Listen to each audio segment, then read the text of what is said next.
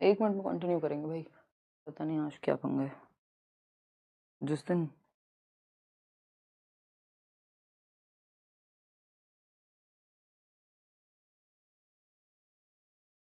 Late होते हैं या कुछ बात होती है उस दिन ये सारी दुनिया की चीज़ें आ जाती हैं।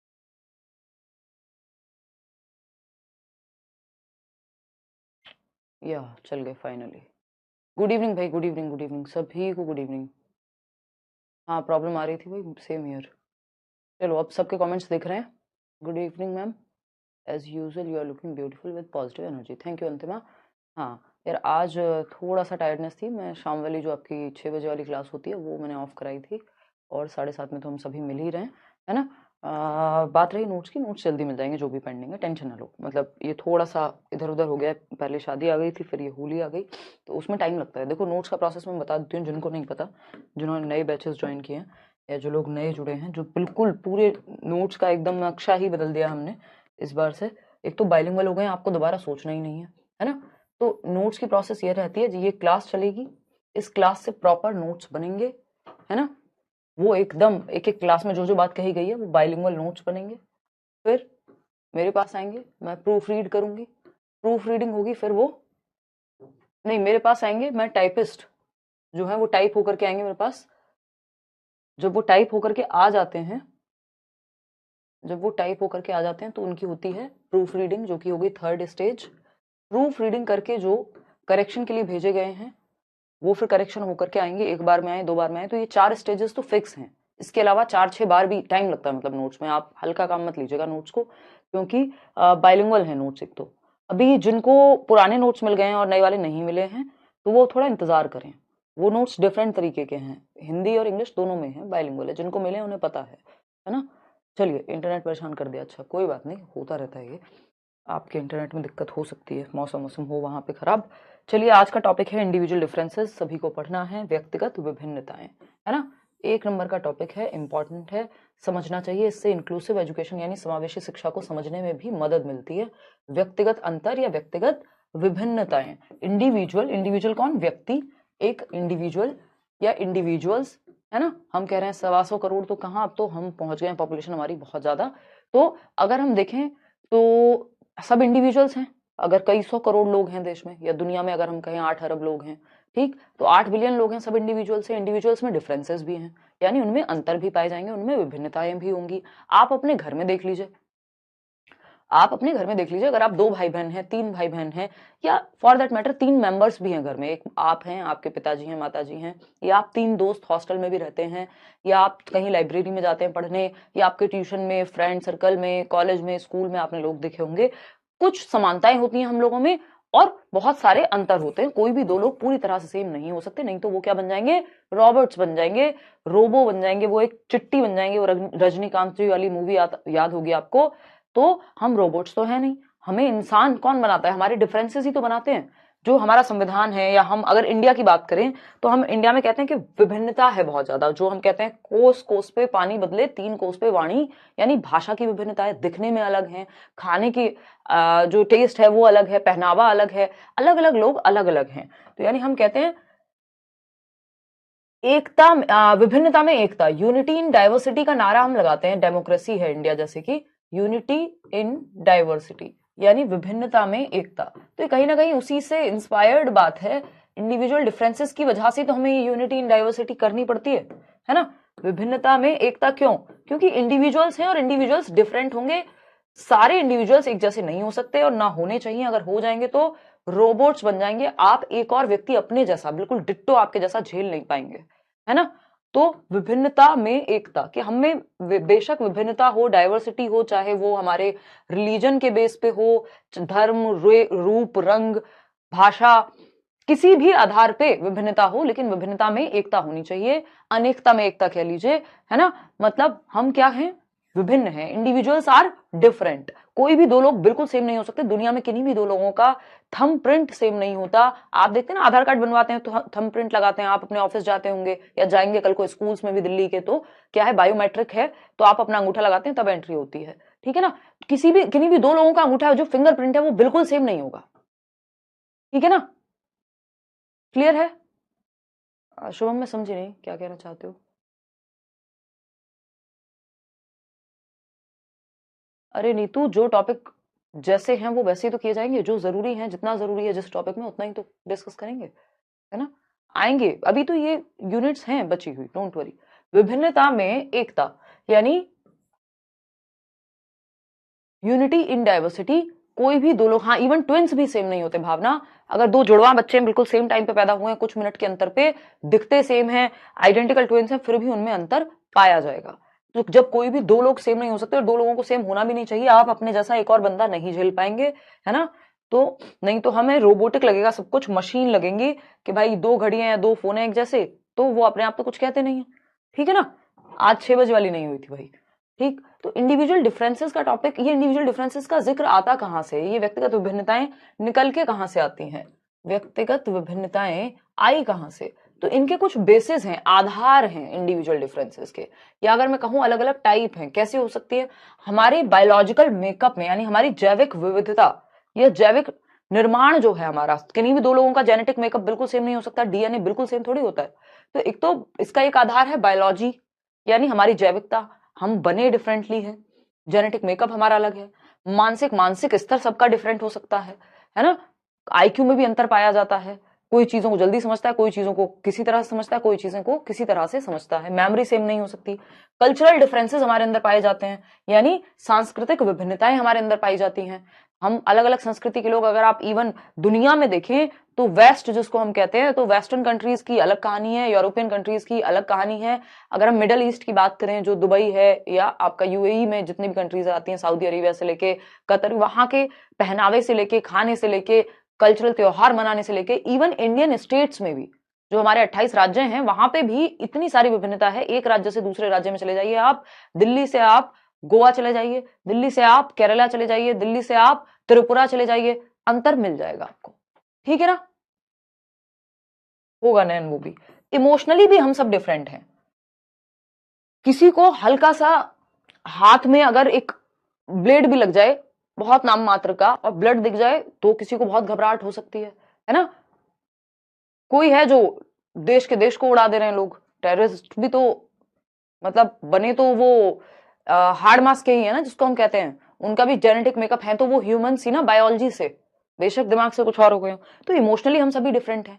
जो व्यक्ति एक बात में हंसेगा, दूसरा व्यक्ति उस बात पे रो सकता है, ठीक। तो हमारे अंदर डिफरेंसेस किस बेसिस पे है, हमारी बायोलॉजी में अंतर है, हमारी मेंटल क्षमताओं में यानी मानसिक क्षमताओं में अंतर है, हमारे इमोशंस में डिफरेंस है, कल्चरली हम डिफरेंट हैं, हमारे रंग रूप, शेप, साइज, इंटरेस्ट, किसका किस चीज में रुचि है, ये सब में अंतर पाया जाता है। देखो ऐसा नहीं है कि हम सब सेम नहीं है, हम सब में कुछ तो समानता पाई भी जाती है, लेकिन काफी डिफरेंसेस भी हैं। तो हम उन डिफरेंसेस की बात कर रहे हैं कि जब आप एक क्लासरूम में जाएंगे एज अ टीचर, तो ऐसा थोड़ी सारे बच्चे सेम मिल जाएंगे, अलग अलग तरह के बच्चे आपको वहां क्लासरूम में टकराएंगे, और आपको उनको मैनेज करना है, उनको बेहतरी के लिए समझना है, ताकि उनके अंदर छिपा हुआ पोटेंशियल, जो हम चाइल्ड सेंटर्ड क्लासरूम में समझ रहे थे, यानी बाल केंद्रित कक्षा में बच्चे को केंद्र में रखोगे कैसे, जब तक उसके अंदर की विभिन्नताएं नहीं समझोगे। अगर क्लास में 40 बच्चे हैं, 40 सेम तरीके से थोड़ी पढ़ेंगे, है ना, 40 के 40 सेम लंच थोड़ी लेकर के आएंगे, ठीक है ना।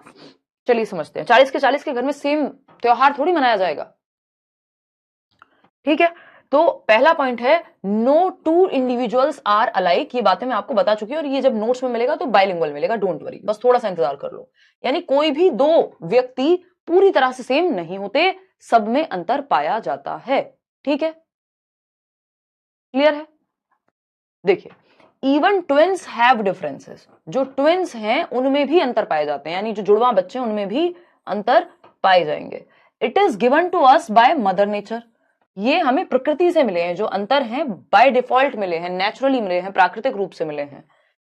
डिफरेंस, इवन दो पेड़ भी सेम नहीं होते, आम का पेड़ और नींबू का पेड़ सेम थोड़ी होगा, तो ये मदर नेचर से यानी प्रकृति से हमें मिले हैं अंतर। Differences are normal and common things to have, यानी अंतरों को हमें कोई हवा नहीं बना देना है।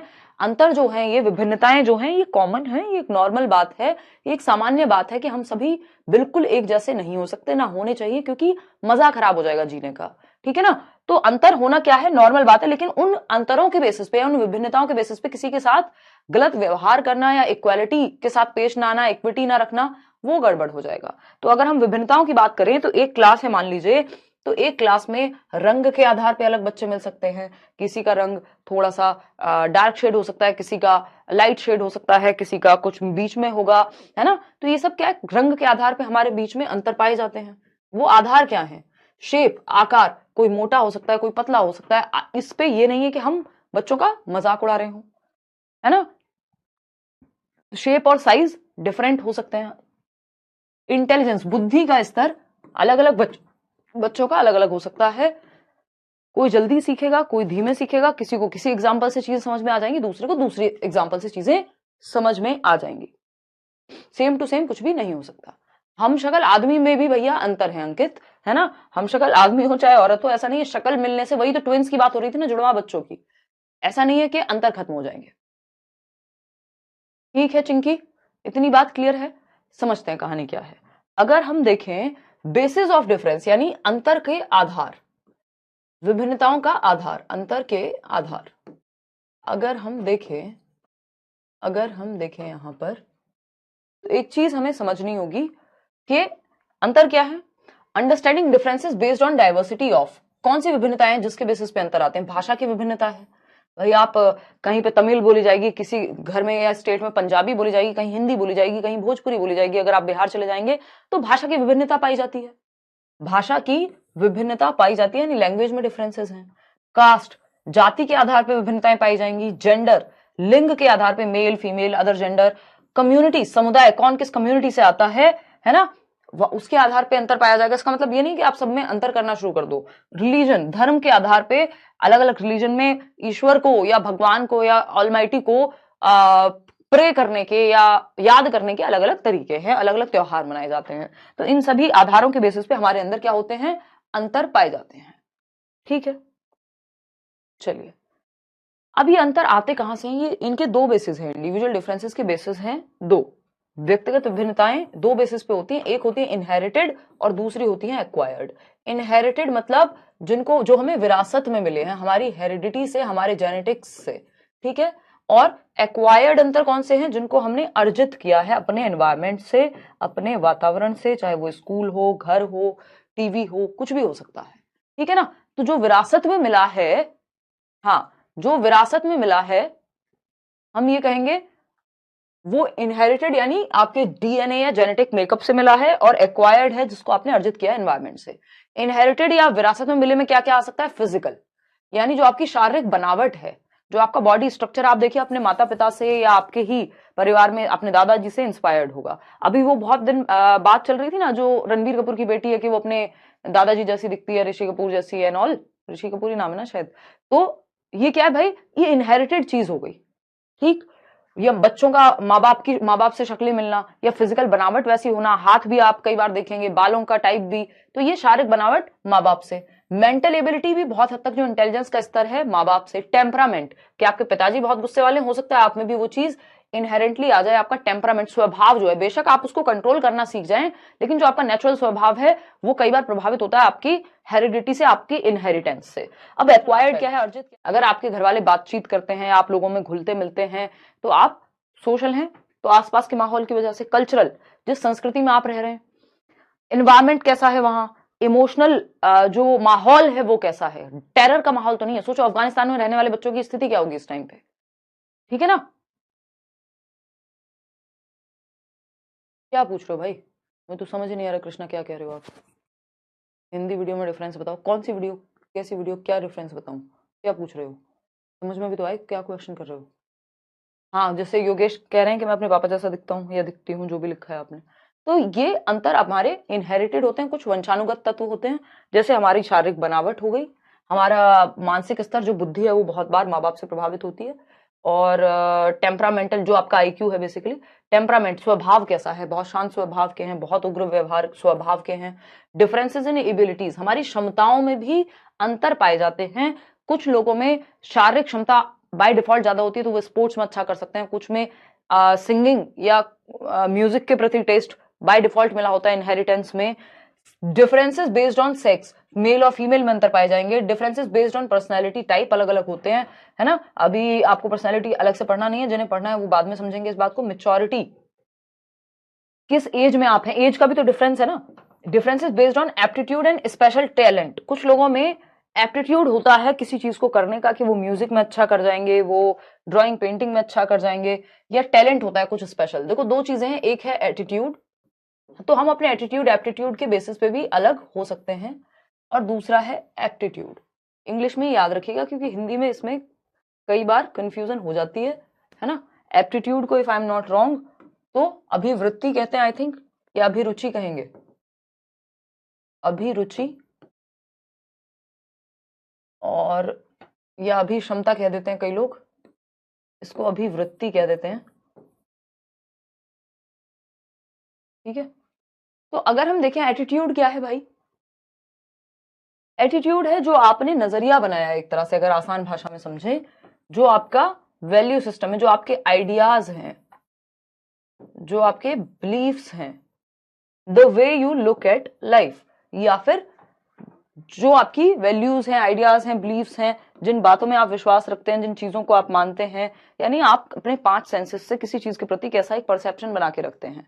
कुछ लोग होते हैं ना पॉजिटिव एटीट्यूड के, मतलब पॉजिटिव एटीट्यूड मतलब क्या है कि भैया इनका एटीट्यूड बहुत पॉजिटिव है, मतलब उनका जो आइडियाज है, जो उनके दिमाग में आइडियाज है, तो हमने कह दिया एटीट्यूड पॉजिटिव है ना। कई बार हम कहते हैं यार इसमें बड़ा एटीट्यूड है, तो वो बड़ा एटीट्यूड हमने सोशली ऐसे बना दिया है कि जैसे नेगेटिव होगा या फिर घमंडी होगा। परसेप्शन बोल सकते हैं एक तरह का।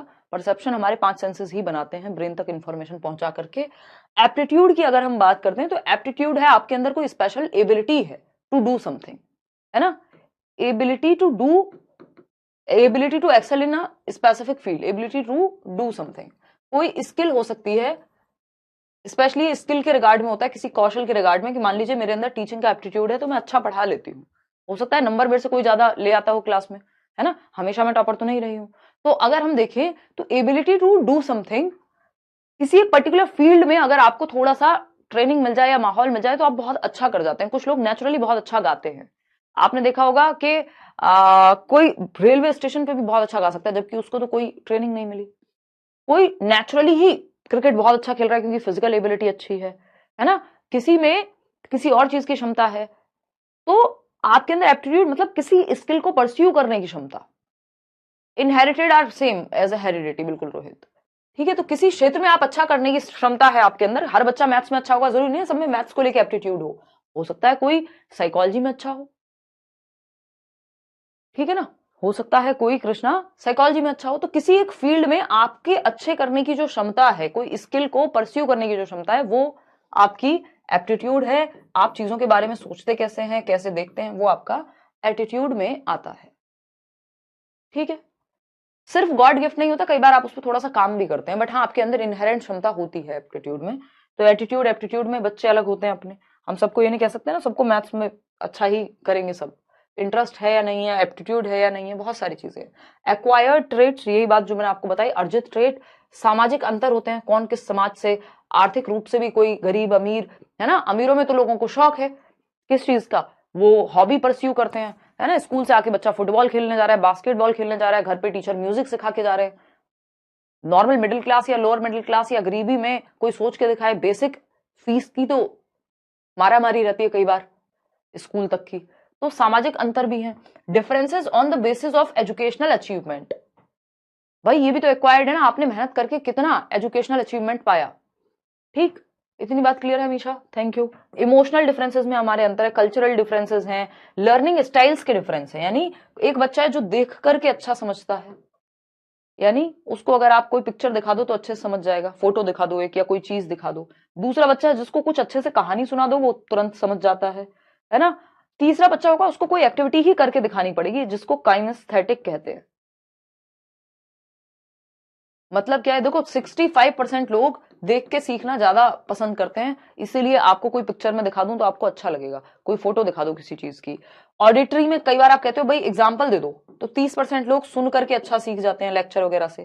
काइनेस्थेटिक में 5% लोग हैं जो उनको कोई एक्टिविटी ही करानी पड़ती है, जैसे छोटे बच्चे होते हैं। तो ये लर्निंग स्टाइल है, कुछ बच्चे अकेले पढ़ना पसंद करते हैं, कुछ बच्चे ग्रुप स्टडी पसंद करते हैं, कुछ बच्चे रात को पढ़ रहे हैं, कुछ दिन में पढ़ रहे हैं। हाँ देखो जैसे गुरप्रीत कह रहे हैं कि मेरी स्प्रिंटिंग बहुत अच्छी है, मेरे को हल्की सी भी ट्रेनिंग मिल जाए तो स्प्रिंट कर पाता हूँ। कोई बात नहीं, आज क्या मैनेज कर लो यार, वो क्लास का टाइम मैनेज करेंगे। डिफरेंसेस बेस्ड ऑन लैंग्वेजेस, भाषा के आधार पे अंतर है। सबकी रुचि सेम सब्जेक्ट में सेम चीज में नहीं हो सकती है ना, तो इंटरेस्ट के आधार पे हमारे बीच में अंतर है। हम एटीट्यूड, हम किस चीज को किस नजरिए से देखते हैं, उस चीज के बेसिस पे हमारे अंदर अंतर है। तो ये सारे डिफरेंसेस हैं। अब ये कौन से फैक्टर्स हैं जो इंडिविजुअल डिफरेंसेस को प्रभावित करते हैं, यानी वो कारक कौन से हैं जो व्यक्तिगत विभिन्नताओं को प्रभावित करते हैं। बहुत छोटा सा टॉपिक है, इसमें बहुत डीप में कुछ नहीं है, आपको कॉमन सेंस से चीजें समझ में आनी चाहिए बस, ठीक है ना। अगर हम देखें, टाइमिंग का पता लग जाएगा। देखो मैंने अपडेट कराया था, जैसे आज 6 वाली क्लास कैंसिल कराई थी तो लिखा होता है ऊपर टाइम टेबल में, जब आप बैच में जाते हैं माई कोर्स में, कि ये वाली क्लास आज इतने बजे है ना, या ये वाली क्लास आज ऑफ। तो वो आपको रीड तो करना सीखना पड़ेगा ना।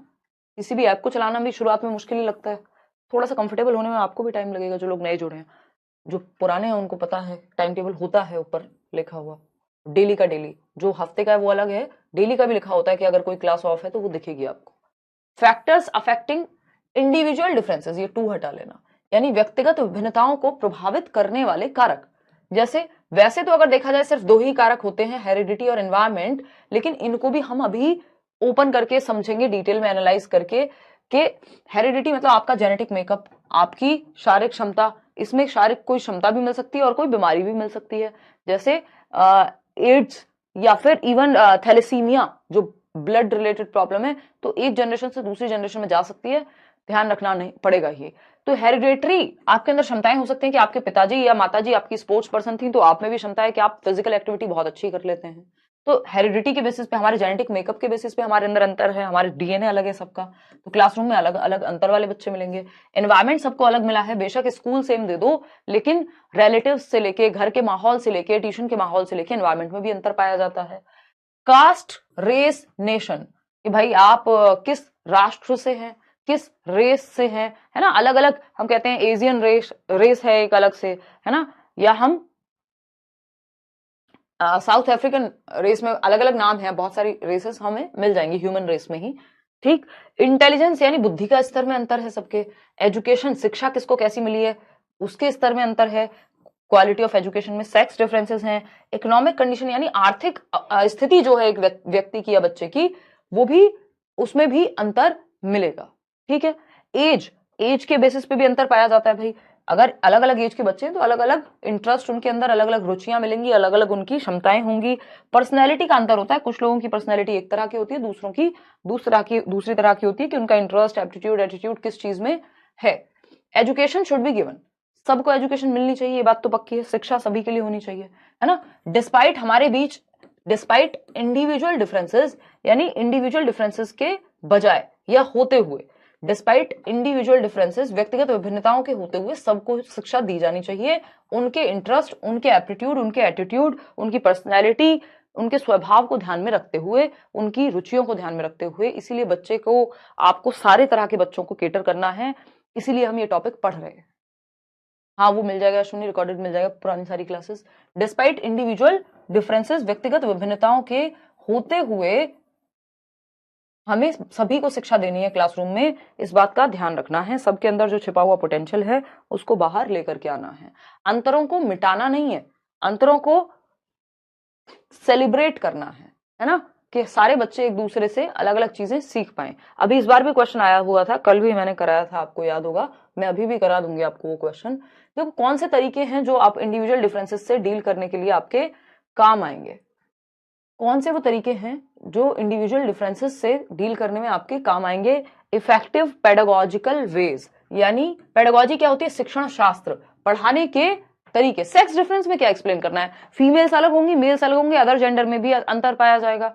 तो कई बार हमारे कुछ ऐसी ट्रेट्स हैं जो बायोलॉजी के आधार पर हमें अंतर पाया जाता है, सिंपल है। तो डिस्पाइट मतलब यानी या तो इफेक्टिव पेडागोजिकल वेज, पढ़ाने के प्रभावी तरीके। हमें पता है कि इंडिविजुअल्स अलग अलग होंगे क्लासरूम में, तो इनको डील करने के बेहतर तरीके कौन से हो सकते हैं उस पर चर्चा करते हैं। इंडिविजुअल डिफरेंसेस के बावजूद हम कैसे कक्षा में अच्छी शिक्षा दे सकते हैं, सभी को इस पे चर्चा करते हैं। वो कौन से इफेक्टिव टीचिंग मेथड्स हैं या पॉइंट्स हैं जिन पे हम ध्यान रखें। जैसे पहला पॉइंट है integration of content. Integration of content मतलब सामग्री का एकीकरण। सामग्री का एकीकरण क्या चीज है भाई, सामग्री का एकीकरण। एक सब्जेक्ट से दूसरे सब्जेक्ट को जोड़ करके आप पढ़ा सकते हैं। कुछ टॉपिक कॉमन होते हैं, एक उदाहरण से आप कई चीजें समझा सकते हैं। तो आपने सामग्री को एकीकृत कर दिया। आपके इंटरनेट में दिक्कत है कोमल। आपने क्या किया, सामग्री को एकीकृत कर दिया। ये जितने भी चीजें आप लोग अलग अलग पूछ रहे हैं जो क्लास के बाहर की हैं, वो आप लास्ट में पूछेगा। अभी आप टॉपिक पे ध्यान दीजिए। छोटे छोटे टॉपिक हैं, ये एक एक क्लास में खत्म हो जाएंगे, तो इनको अच्छे से समझ लो, क्योंकि 1 नंबर का क्वेश्चन इनसे बर्बाद नहीं जाना चाहिए। स्लो पढ़ाइए कह रहे हैं नेहा, चलो स्लो पढ़ा देंगे यार। क्या दिक्कत हो रही है कौशल्या? थोड़ा स्पीड स्लो करके दोबारा रिवाइज कर लेना अगर ऐसी दिक्कत है तो। नोट्स हिंदी में मिलेंगे, बाइलिंगुअल मिलेंगे। इमोशनल, हाँ इमोशंस भी बहुत सारे एक्वायर्ड होते हैं कि आपने अपने आसपास देखा, आपका नेचुरल जो स्वभाव था, टेम्परामेंट जिसको कहते हैं, आपकी हेरिडिटी से जो आपको मिला था, वो एकदम शांत रहने का था। लेकिन आप ऐसे माहौल में रहते हैं जहां हर टाइम शोर शराबा, लड़ाई, आपने पता नहीं कितनी वायलेंस देख लिया, तो आपके इमोशंस भी फिर उस तरह के होंगे ना। तो इमोशंस इसलिए एक्वायर्ड डिफरेंसेस में काउंट करते हैं कुमार हम, है ना। इंटरलिंक करना, टॉपिक्स को इंटीग्रेट करना, है ना। एक सब्जेक्ट का टॉपिक, मतलब मान लीजिए आप हिंदी में कोई कविता पढ़ रहे हैं, किस पर, लाल बहादुर शास्त्री पर। अब लाल बहादुर शास्त्री के बारे में जब आप हिस्ट्री में भी पढ़ेंगे और आप हिंदी में भी पढ़ रहे हैं, तो ये इंटरडिसिप्लिनरी अप्रोच भी कह देते हैं कई बार कि 2 टॉपिक कॉमन होते हैं, तो हम एक जगह पे सिर्फ एक चीज, आप भाषा भी सीख रहे हैं जब लाल बहादुर शास्त्री के बारे में कोई कविता पढ़ रहे हैं, लैंग्वेज भी आपकी बेटर हो रही है, आपकी वोकैबुलरी बेटर हो रही है, और आप साथ साथ हिस्ट्री के बारे में भी जान रहे हैं। तो आप कॉमन, जैसे फिजिक्स और मैथ्स में कुछ टॉपिक्स कॉमन हो सकते हैं, तो चीजों को कनेक्ट करके पढ़ा सकते हैं, एकीकरण कर सकते हैं सामग्री का।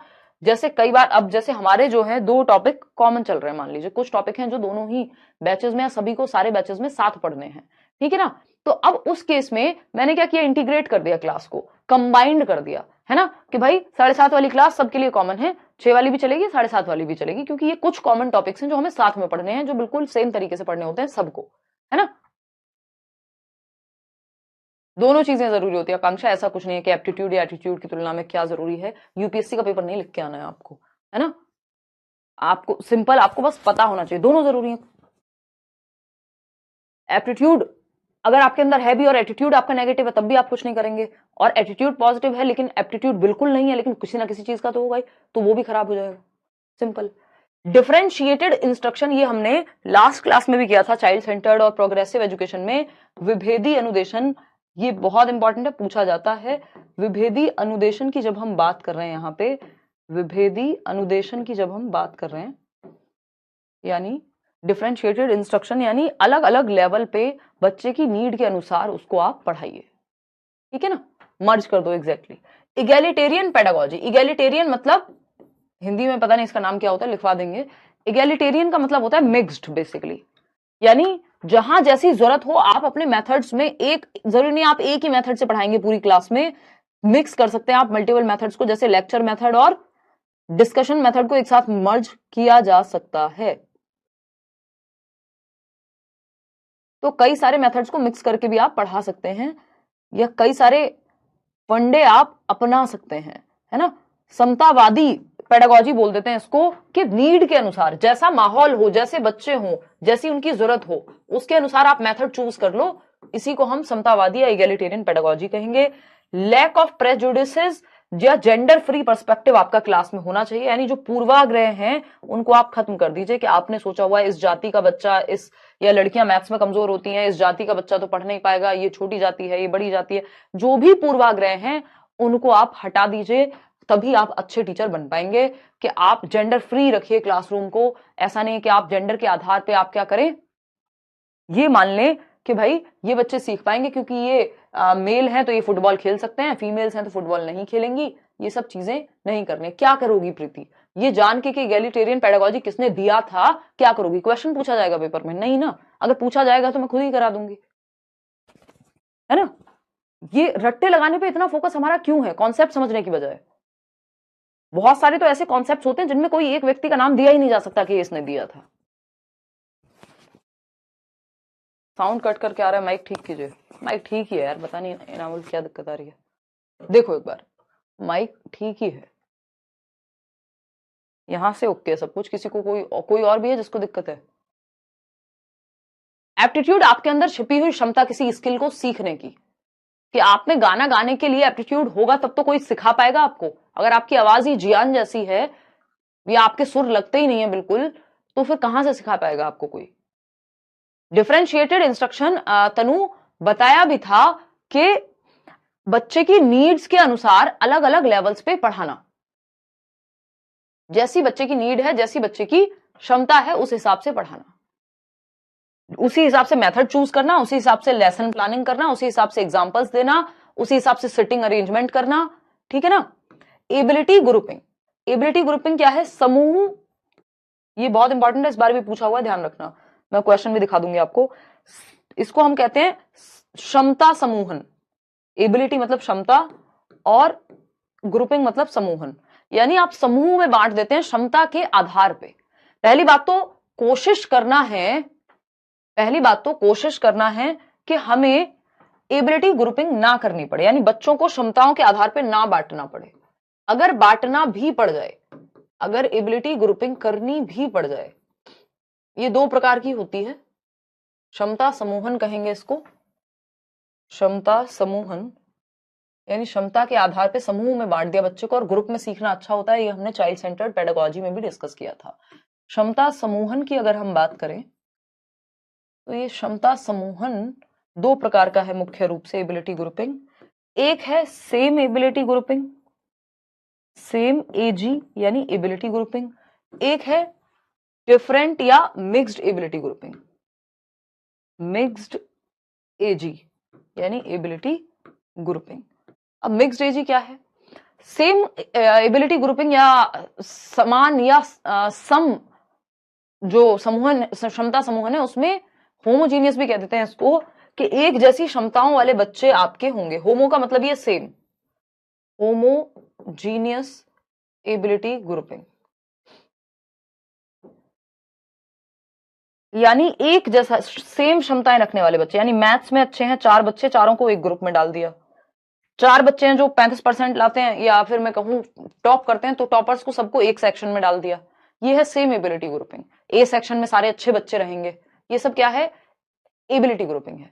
मिक्स्ड एबिलिटी ग्रुपिंग क्या है? मिक्स बच्चे, सेक्शन चेंज होता रहता है, इस बेसिस पे नहीं कि कौन कितने नंबर ला रहा है, बट फॉर अ चेंज, या एक ग्रुप में आपने मैथ्स में जो अच्छा बच्चा है उसको भी रखा, कोई मैथ्स में कमजोर बच्चा है उसको भी रखा, ताकि वो उस अच्छे बच्चे से थोड़ा कुछ सीखेगा, स्किल्स सीखेगा, एक दूसरे से सोशल स्किल्स भी सीखेगा, है ना। एक बच्चा है जो इंग्लिश में अच्छा है वो भी है, एक बच्चा है जो फर्स्ट आता है, एक बच्चा है जो थोड़ा बीच में कहीं एवरेज बच्चा भी है एक ग्रुप में, और एक आपका थोड़ा स्लो सीखने वाला बच्चा भी है। तो मिक्स होना ज्यादा बेटर है।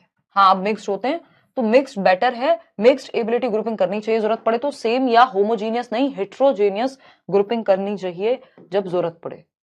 कुछ चीजों में होमोजीनियस काम आती है, जैसे मान लीजिए सिंगिंग कंपटीशन है, तो अब जो सिंगिंग में अच्छे बच्चे होंगे उन्हीं को तो भेजा जाएगा, या फुटबॉल कंपटीशन है तो फुटबॉल में अच्छे बच्चों को तो भेजेंगे हम, तो वो वहां पे सेम एबिलिटी ग्रुपिंग या होमोजीनियस काम आ जाती है। अदरवाइज तो मिक्स्ड एबिलिटी ग्रुपिंग ही करनी चाहिए मोस्ट ऑफ द टाइम। कोई बात नहीं संजू, बाद में भी देख सकते हो, but all the best. Egalitarian pedagogy है, जैसी नीड हो वैसा मेथड चूज कर लो आप, जो बच्चे के काम का हो, जो बच्चे को सेंटर में रखे, समतावादी, जिसकी जरूरत हो। तो ये सारे मेथड्स हैं, एक बार मैं फिर से रिपीट कर देती हूँ। इंटीग्रेशन ऑफ कंटेंट, ये इंडिविजुअल डिफरेंसेस और चाइल्ड सेंटर्ड एजुकेशन दोनों जगह आपके काम आएगा। हाँ, 1 साल तक वैलिडिटी, 1 साल तक रिकॉर्डेड रहेंगे, जब तक जिसकी बैच की वैलिडिटी है, ठीक है ना। तो इंटीग्रेशन ऑफ कंटेंट क्या, आपने जो ऐसा ऐसा ऐसा टॉपिक या ऐसे टॉपिक्स जो मल्टीपल जगह पे कॉमन है उनको जोड़ करके पढ़ा दिया, समझा दिया। डिफरेंशिएटेड इंस्ट्रक्शन है, अलग अलग लेवल पे धीमे सीखने वाले बच्चे को अलग तरह से डील कर रहे हैं, उसके लिए अलग एग्जाम्पल यूज कर रहे हैं, अलग मेथड यूज कर रहे हैं, यानी सेम इंस्ट्रक्शन नहीं, यूनिफॉर्म इंस्ट्रक्शन नहीं, स्टैंडर्ड इंस्ट्रक्शन नहीं, डिफरेंशिएटेड, जैसी नीड वैसा method. Ability grouping, ability grouping अगर करनी पड़े तो मिक्स्ड एबिलिटी ग्रुपिंग करनी है, जिसमें मिक्स्ड बच्चे हों, हेट्रोजेनस जिसको हम कहते हैं, विषम समूहन, ना कि सारे सेम क्षमताओं वाले बच्चे को डाल देना है कि जो भी फर्स्ट आएंगे वो ए में, ए सेक्शन में, बाकी को अलग। लैक ऑफ प्रेजुडिस, पहले से पूर्वाग्रह नहीं बना के रखने के इस जेंडर के, इस जाति के, इस समूह के, इस कल्चर के बच्चे खराब होंगे, पहले से ऐसा नहीं सोचना है। आपके लिए सब बच्चे बराबर हैं, उनकी बेहतरी के लिए आपको सोचना है। इगैलिटेरियन पेडागोजी, समतावादी, अगेन सेम ही बात है कि आप जो बेस्ट हो सकता है बच्चे के लिए वो चूज कर लीजिए, चाहे आपको मल्टीपल मेथड्स का यूज क्यों ना करना पड़े, ठीक है ना। तो ये सारी बातें थी, ये 5 पॉइंट्स थे जो इंपॉर्टेंट थे एबिलिटी ग्रुपिंग के बारे में ही है, ये मैं आपको ऑलरेडी बता चुकी हूँ। सिमिलर एबिलिटी वाले बच्चों को सिर्फ ग्रुप में रखना, जैसे रीडिंग और मैथ्स इंस्ट्रक्शन जब आप दे रहे हैं तो मैथ्स का ट्यूशन क्या है, सेम एबिलिटी ग्रुपिंग है एक तरह की। जबकि बिटवीन क्लास ग्रुपिंग या mixed class grouping, with in class होती है सेम तरह की बात, सेम एबिलिटी वाले। बिटवीन क्लास या हेट्रोजेनस में क्या है, आप जैसी जरूरत होती है, मतलब मिक्स्ड बच्चों को रख सकते हैं, इसको आप इग्नोर कर सकते हैं, जो बात मैंने बता दी वही फाइनल है ना, ये क्योंकि इंग्लिश में लिखा हुआ है इसको आप छोड़ सकते हैं। एजुकेशनल इम्प्लीकेशन, यानी ये जो टॉपिक आपने पढ़ा इसको आप क्लासरूम में कैसे यूज करेंगे, इसका शैक्षिक अनुप्रयोग क्या है, इसको क्लास में कैसे यूज किया जाएगा, इस लगभग हर टॉपिक में हम ये चर्चा करते ही हैं। देखो डिफरेंशिएटेड इंस्ट्रक्शन ये कहती है सबको एक डंडे से मत हांको। इगैलिटेरियन पेडागोजी ऑलरेडी मान के चल रही है कि मत करो ये काम, जैसी नीड हो, जस्ट जो बच्चे के लिए बेस्ट है वो करो। लेकिन डिफरेंशिएटेड इंस्ट्रक्शन कह रही है कि सबको सेम तरीके की जरूरत ही नहीं है, आप अलग अलग तरीके यूज कर लो अलग अलग बच्चों के लिए। ठीक है ना इनामुल? चलो खुशप्रीत, इसका मतलब आपके इंटरनेट में दिक्कत है। अब कैसे क्लासरूम में यूज करेंगे, क्रिएटिंग ग्रुप्स, ट्रैकिंग भी कह देते हैं, ग्रुपिंग भी कह देते हैं, with in and between class या मिक्स्ड और सेम एबिलिटी। तो आपको मिक्स्ड ग्रुपिंग करनी है या हेट्रोजेनस। करिकुलम डेवलपमेंट में आप ध्यान रखेंगे इन बातों का, जब पाठ्यचर्या बनाई जा रही है, सिलेबस डिजाइन किया जा रहा है, स्कूल की एक्टिविटीज, स्कूल में मनाए जाने वाले फेस्टिवल्स, कोई भी एक्टिविटी, स्पोर्ट्स डे, तो इन सारे अंतरों का ध्यान रखा जाए, डिफरेंशिएटेड करिकुलम का पालन किया जाए। पेडागोजी आपकी वैसी होनी चाहिए ताकि वो बच्चे की नीड को फुलफिल कर पाए। फिजिकल डिफरेंसेस का आप ध्यान रख सकते हैं कि सारे बच्चों को जरूरी नहीं सब दौड़ के ही फुटबॉल में ही शामिल होंगे, है ना, किसी को विजुअली कोई दिक्कत हो सकती है। कॉग्निटिव डिफरेंसेस होते हैं, यानी दिमाग का स्तर भी सबका सेम नहीं होता, शारीरिक क्षमताएं भी सबकी सेम नहीं होती, सबको हम पीटी ऊषा नहीं बना देंगे, है ना, सबकी क्षमताएं अलग होंगी। कोऑपरेटिव लर्निंग, सहयोग करके सीखें बच्चे एक दूसरे के साथ। We all can learn despite all our differences, यानी हमारे बीच में हम सभी में अंतर हो सकते हैं, क्लासरूम में अगर 35-40 बच्चे हैं लेकिन हम सभी सीख सकते हैं साथ में, यानी यूनिटी इन डाइवर्सिटी हो सकती है। ठीक, let them realise their full potential, बच्चे को उसके अंदर जो छिपी हुई क्षमता है, जो उसका पोटेंशियल है, संभावना है, उसको बाहर निकाल करके लाना, ये आपका काम है। अब कुछ क्वेश्चंस कर लो। पहला क्वेश्चन है, teaching learners at varying levels of difficulty based on the ability of individual learner is known as. अधिगमकर्ताओं को व्यक्तिगत क्षमता के आधार पर उनकी कठिनाइयों के विभिन्न स्तरों को ध्यान में रखते हुए पढ़ाने की विधि को क्या कहेंगे, फटाफट से बता दीजिए। छोटी छोटी सी बातें थी जो हम ऑलरेडी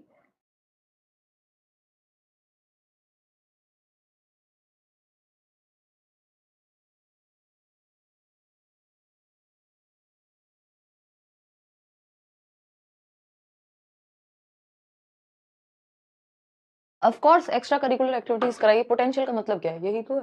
पोटेंशियल कैसे निखार के लाओगे, सारे बच्चे जरूरी थोड़ी सिर्फ किताबी कीड़े बनने के लिए बने हैं, बाकी एस्पेक्ट भी तो देखने हैं आपको बच्चे के, शारीरिक से लेके मानसिक से लेके सभी।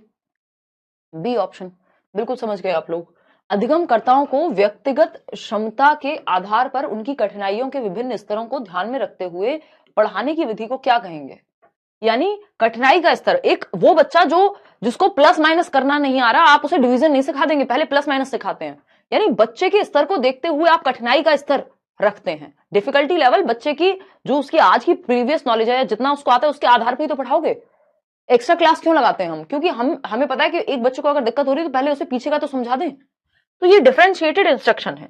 एररलेस इंस्ट्रक्शन कुछ नहीं होता कि त्रुटिहीन, कोई गलती ही नहीं होगी किसी चीज में। सेलेक्टिव इंस्ट्रक्शन होता है कि आपका मन क्या बस कुछ एक सेलेक्टिव चीज सिखानी है ना। प्रिसीजन टीचिंग यानी बिल्कुल सटीक, आपको एक पर्टिकुलर चीज ही बता करके और छुट्टी कर देंगे, एकदम बेकार चीजें हैं। Differentiated instruction is the only right option over here. विभेदी अनुदेशन जिसको हम कह रहे हैं कि teaching learners at varying levels of difficulty, यानी बच्चे की नीड के अनुसार चल रहे हैं आप। वेरिंग लेवल यानी मॉडरेट भी क्वेश्चंस हैं आपके डिस्कशन में, मुश्किल एग्जांपल्स भी देते हैं, आसान भी दे रहे हैं, बिल्कुल आसान भी दे रहे हैं, एवरेज भी दे रहे हैं, यानी हर तरह से levels of difficulty based on the ability of individual learner. Individual learner की जो क्षमता है, अभी उसको पढ़ना नहीं आता और आप कह रहे हैं ऐसे लिख के दिखाओ, तो पहले पढ़ना सिखाएंगे ना संदीप। तो ये क्या होगा, वेरिंग लेवल्स ऑफ डिफिकल्टी, कठिनाई के अलग अलग स्तरों पे पढ़ा रहे हैं आप, क्योंकि बच्चे सारे के सारे सेम लेवल पे थोड़ी होंगे क्लास में। ठीक है ना, तो B option is the right answer. Differentiated instruction बहुत काम का है, पेपर में आता है बहुत बार। क्वेश्चन नंबर 2 देख लो एक बार, ये क्या कहता है, children coming from socio economically disadvantaged backgrounds need a classroom environment विच।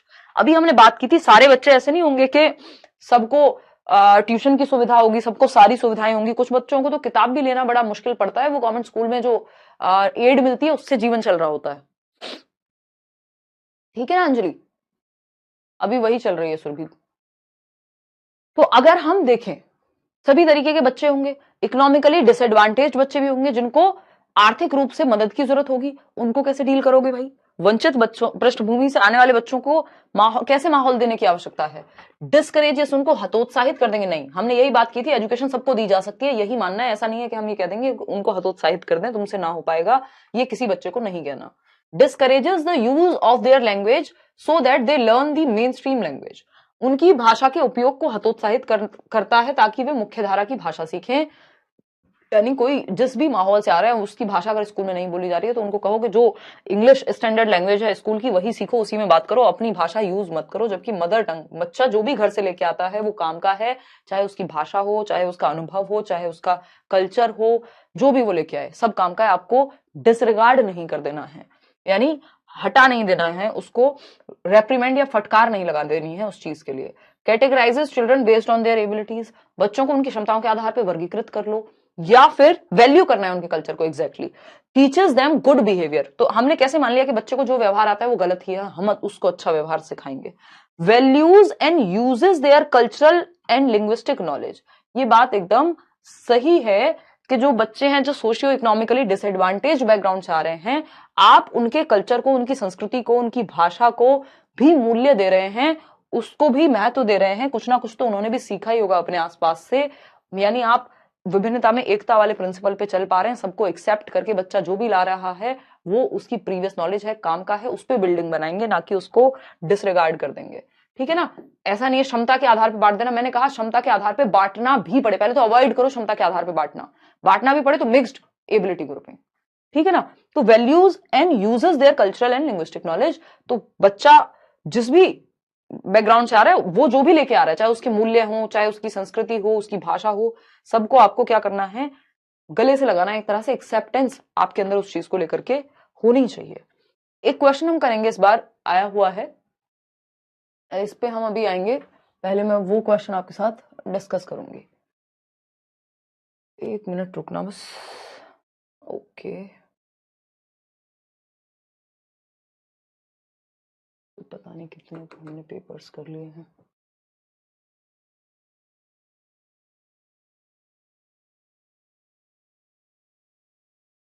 यहां तक कुछ समझ ना आया हो तो आप सवाल पूछ लीजिए। हाँ, मैं मिक्स्ड एबिलिटी ग्रुपिंग पे ही आपको एक क्वेश्चन कराना चाह रही हूँ।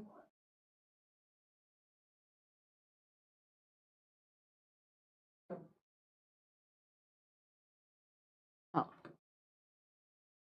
ये देखिएगा,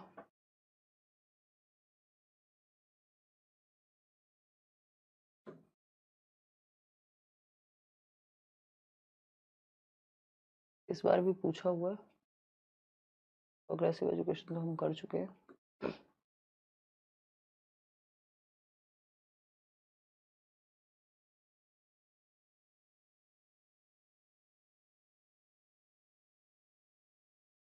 एक मिनट रुकना भाई,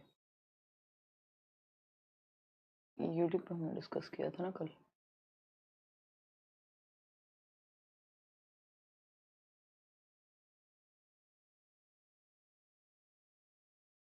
हाँ,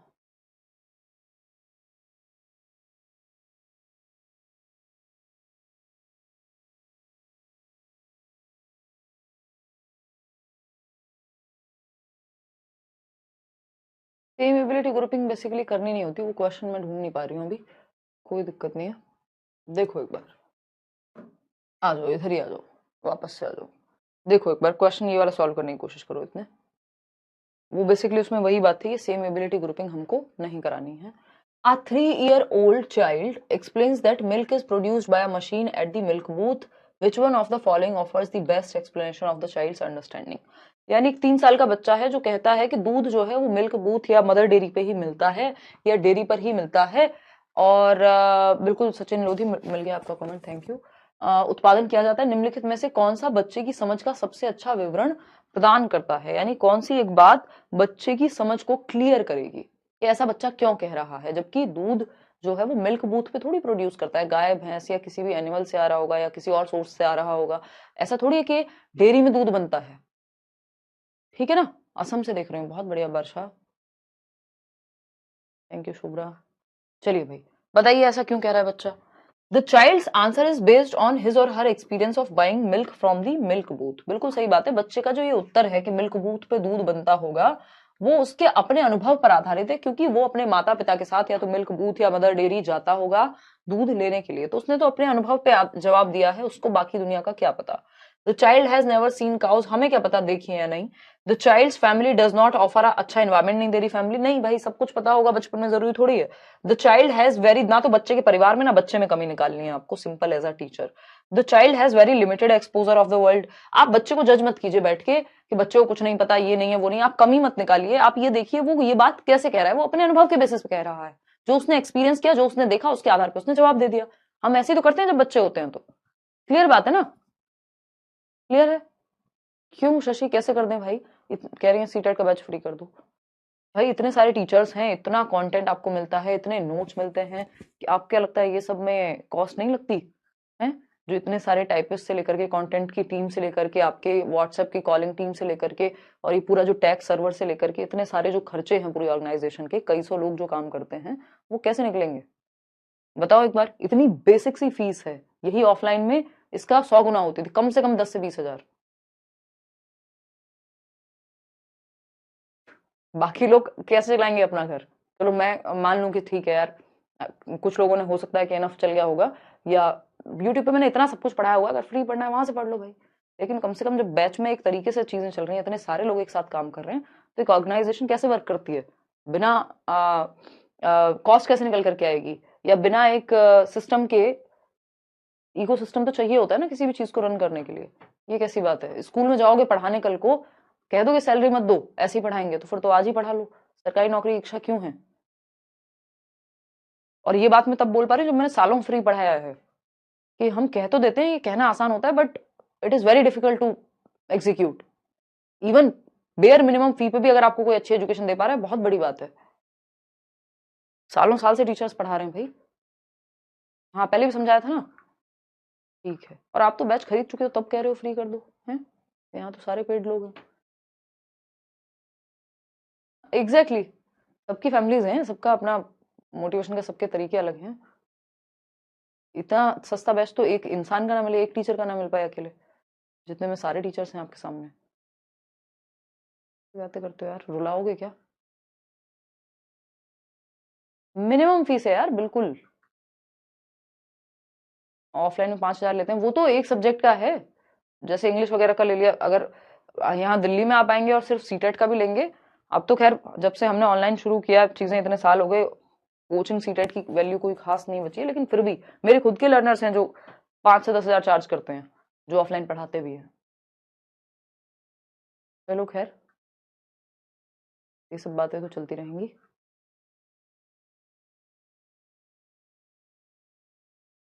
हाँ अमन कुमार कह रहे हैं मैं तो बोल दूंगा, बट मम्मी पापा जी पीट पीट के कहेंगे कि सैलरी दे।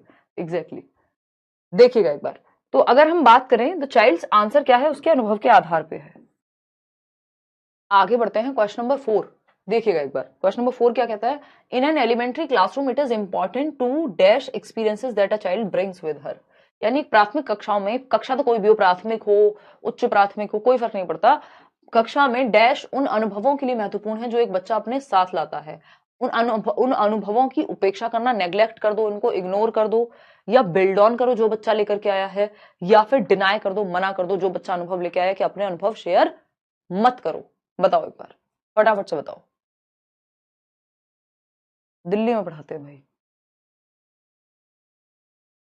एग्जैक्टली संजना।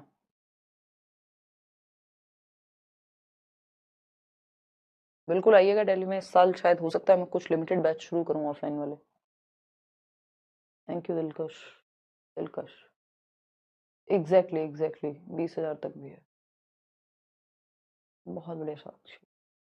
और जो अफोर्ड नहीं कर सकता वो मेहनत करके यूट्यूब पे पढ़े, बहुत कुछ कराया हुआ है यार मैंने, फ्री नोट्स तक दिए हुए हैं। चलो इधर आ जाओ, ये बातें चलती रहेंगी। बिल्ड ऑन, यही बात हमने अभी की थी। बच्चा जो भी घर से लेके आता है उसको एक्सेप्ट करना है, उसकी प्रीवियस नॉलेज है वो, यानी उसका पूर्व ज्ञान है वो, क्योंकि बच्चा खाली बर्तन नहीं है, पूर्व ज्ञान है वो जो उसने आसपास से एकत्रित किया है, ओल्ड नॉलेज है, ओल्ड से ही नए ज्ञान को आप जोड़ते हैं, नोन से अननोन की तरफ जाते हैं, ज्ञात से अज्ञात की तरफ जाते हैं, ये सब काम की बातें मैं लिख रही हूँ, या फिर मैं कहूँ नोन टू अननोन जाते, सिंपल टू कॉम्प्लेक्स जाते हैं, यानी जो उसको पता है वो उसको सिंपल लगेगा, सरल लगेगा, तो सरल से जटिल की ओर जाते हैं, नोन टू अननोन, ठीक है ना। लोकल टू ग्लोबल जाते हैं, यानी जो आसपास का है उससे दुनिया की तरफ जाते हैं, पहले पड़ोस का पता होगा तब तो दुनिया का पता करोगे, तो लोकल टू ग्लोबल जाते हैं। तो ये सारे फंडे हैं जो हमें ध्यान रखने हैं, बच्चा जो भी लाए घर से उसको एक्सेप्ट करके चलना है। The primary cause of individual variations is, यानी ये जो व्यक्तिगत विविधताएं हैं इनका मुख्य कारण या प्राथमिक कारण क्या है। द इन्वायरमेंटल इन्फ्लुएंसेस, यानी जो वातावरण का प्रभाव पड़ता है वो है, या फिर the complex interplay between the heredity and the environment, यानी आनुवांशिकता और पर्यावरण के बीच जटिल परस्पर क्रियाएं हैं। जो genetic code received by the individual, जो जेनेटिक्स जो हेरिडिटी से मिला है कोड, उसका रीजन है। इनबॉर्न कैरेक्टरिस्टिक, जन्मजात जो क्षमताएं हैं। भाई इंडिविजुअल डिफरेंसेस मैंने आपको बताया था, दो ही रीजन है इसके, एक जो इनहेरिटेड यानी हेरिडिटी, और दूसरा है एनवायरमेंट या अर्जित, जिनको हमने एक्वायर्ड कहा था। तो हेरिडिटी और एनवायरमेंट का जो कॉम्प्लेक्स इंटरप्ले है, आनुवांशिकता और पर्यावरण के बीच जो जटिल परस्पर क्रिया है, देखो और कुछ हो ही नहीं सकता, यही दो चीजें होती है, इन्हीं में सब कुछ बट जाता है। एनवायरमेंट में एजुकेशन, न्यूट्रिशन, ट्रेनिंग, ये सब आ जाएगा। हेरिडिटी में आपकी जो टेम्परामेंट है, आपकी इंटेलिजेंस है, आपकी फिजिकल स्ट्रक्चर है, ये सब आ जाएगा, और ये दोनों मिलकर के इंटरेक्ट करते हैं, तब जाकर के आप चीजें सीखते हैं। तो हेरिडिटी और एनवायरमेंट के बीच में, यानी आपकी जेनेटिक मेकअप, आपका डीएनए अलग है, आपका एनवायरमेंट अलग होता है, और वो डीएनए एनवायरमेंट के साथ जैसे इंटरेक्ट करता है वो मिलकर के कुछ नया बनाता है, इसलिए हम सभी में भिन्नताएं पाई जाती हैं, है ना।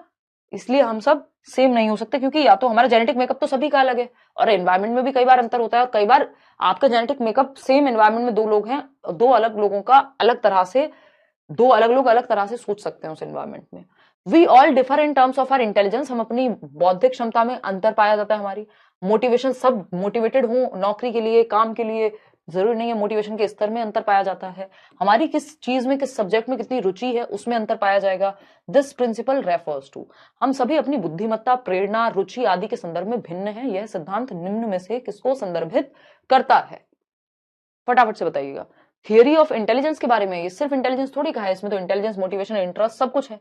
तो ये इंडिविजुअल डिफरेंसेस है, हमारी व्यक्तिगत मतभेद है, हमारी व्यक्तिगत विभिन्नताएं हैं, जिसकी वजह से इन सब में अंतर पाया जाता है, नहीं तो दो लोग रोबोट बन जाएंगे, है ना। एनवायरमेंट भी इसी में आ गया और हेरिडिटी भी इंडिविजुअल डिफरेंसेस के अंदर। चलिए आज के लिए हम इतना ही रखेंगे, ये लास्ट क्वेश्चन है, क्योंकि आपके कमेंट सब क्लास का टाइम ओवर हो गया तो दिख नहीं रहे। What kind of support can a school provide to address the individual differences in students, यानी एक स्कूल को छात्रों के व्यक्तिगत अंतर को या विभिन्नता को संबोधित करने के लिए किस तरह का समर्थन प्रदान करना चाहिए।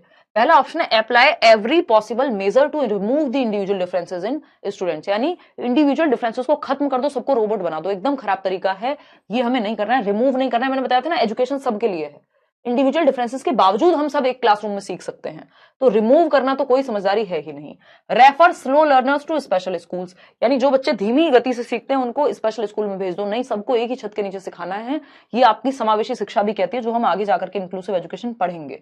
Follow same level of curriculum, अब यही बात तो की थी, सेम लेवल नहीं, डिफरेंशिएटेड इंस्ट्रक्शन, इगैलिटेरियन पेडागोजी, अंतर चाहिए हमें करिकुलम के लेवल में भी, ठीक है ना। Follow a child centred curriculum and provide multiple learning opportunities, एक बाल केंद्रित पाठ्यक्रम का पालन करना और कई शिक्षण प्रदान करें और सीखने के अवसर प्रदान करें, यानी मल्टीपल वेज हो सीखने के, और बच्चे को सेंटर में रखेंगे। और जब हम इंडिविजुअल डिफरेंसेस का ध्यान रखेंगे, व्यक्तिगत विभिन्नताओं का ध्यान रखेंगे, इस बात का ध्यान रखेंगे कि सबका interest, aptitude, attitude, shape, size, culture, language, इन सब में हमारे अंतर होगा, कि हम सब में हमारी संस्कृति, जाति, भाषा, दिखना, हमारा रंग, रूप, आकार, रुचि, अभिरुचि, इन सब में अंतर पाया जाएगा, बुद्धि के स्तर में अंतर पाया जाएगा। तो हम क्या करेंगे, बच्चे को सेंटर में रखें, जिस तरह के बच्चे उस हिसाब से हम करिकुलम प्लान करें। तो child centred education individual differences के लिए भी बेस्ट होती है। इवन इंडिविजुअल डिफरेंसेस का अगर आप ध्यान रख रहे हैं तो चाइल्ड सेंटर्ड एजुकेशन का भी आप ध्यान रख ही रहे होंगे। ये आखिरी सवाल एक एक करके मैं करा ही जा रही हूं। Regarding learners individual differences the teacher should, शिक्षार्थियों के व्यक्तिगत मतभेदों के बारे में शिक्षक को निम्न में से क्या करना चाहिए। Provide a variety of learning situations, बिल्कुल सही बात है, शिक्षक को विभिन्न प्रकार की सीखने की स्थितियां प्रदान करनी चाहिए, क्योंकि बच्चे भी विभिन्न प्रकार के हैं, सारे बच्चे सेम नहीं है कि सेम प्रकार की बस आप अपॉर्चुनिटीज दे दो सबको। बात ठीक है या नहीं है। कल क्लास कितने बजे होगी यार, कल का आई एम नॉट श्योर कि क्या रहने वाला है, बट अगर क्लास हुई आपकी तो सेम टाइम होगी, 7:30 वाली 7:30 होगी, 6 बजे वाली 6 बजे होगी, ठीक। 1% चांस है कि ऑफ हो जाए, मुझे आउट ऑफ दिल्ली जाना है, कल जाऊंगी या परसों, ये थोड़ा सा देखना पड़ेगा। Most of the time uses algorithm, algorithm होते हैं सिंपल, आपने वही बेसिक मेथड या फॉर्मूले यूज करना तो नहीं। सारे टाइम अगर आप फॉर्मूले यूज करोगे सब बच्चों को थोड़ी समझ आएगा। प्रॉब्लम डिडक्टिव मेथड से, यानी बस पहले रूल बता दो और एग्जांपल नहीं, बच्चे को एक्टिविटी करानी है। Facts to students to memorise, रट्टा तो लगवाना ही नहीं होता, तो ए ऑप्शन ही सही है कि variety of teaching learning situations दो आप, डिफरेंशिएटेड इंस्ट्रक्शन का पालन करो। आज के लिए इतना ही, थैंक यू। एल्गोरिथम में सिंपल फॉर्मूलाज जो सेट हैं, ये स्टेप 1 स्टेप 2 स्टेप 3, ये नहीं करना आपको। यूट्यूबर क्लास मोस्ट प्रोबेबली है। गुड फ्राइडे, गुड फ्राइडे तो कोई नहीं, खैर उससे तो कोई दिक्कत नहीं है। 7 बजे क्लास टाइम कर दिया यार, वो करें तो करें कैसे, देखते हैं अभी, क्योंकि नहीं अभी हॉलीडे मत मानो कल का, है ना, अभी